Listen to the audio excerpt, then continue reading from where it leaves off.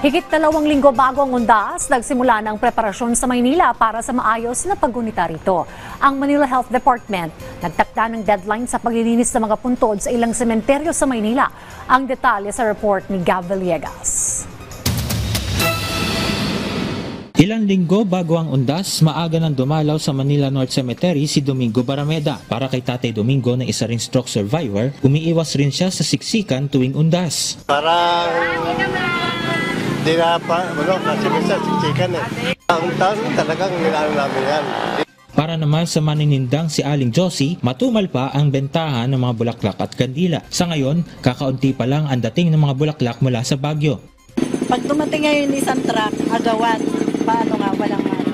Tuwing undas, mabenta ang lahat ng paninda niyang bulaklak na inaangkat pa mula Baguio at tumataas rin ang presyo pagsapit ng undas. Kahit pa hindi undas, nagmahal na rin ang presyo ng kandila na ngayon ay naglalaro sa 25 hanggang 140 pesos. Sa abisong inilabas ng Manila Health Department, papayagan lamang na maglinis ng puntod ng mga yumao ang mga dadalaw sa Manila North Cemetery hanggang October 25, habang October 28 naman ang huling araw ng paglilibing at pagkikremate sa nasabing sementeryo. Simula October 8 hanggang November 4, bukas ang main gate ng sementeryo mula alas 5 ng umaga hanggang alas 5 ng hapon. Sa mga nabanggit na petsa, ipinagbabawal sa loob ng sementeryo ang pagdadala ng kalalasing na inumin, mga flammable materials tulad ng pintura, thinner at iba pa, mga baril at lahat ng uri ng patalim at mga matutulis na bagay, baraha, bingo card o anumang uri ng pagsusugal, pagpapatugtog ng videoke o anumang sound system na magdudulot ng ingay, at ipinagbabawal rin magpasok ng alagang hayop sa loob ng sementeryo.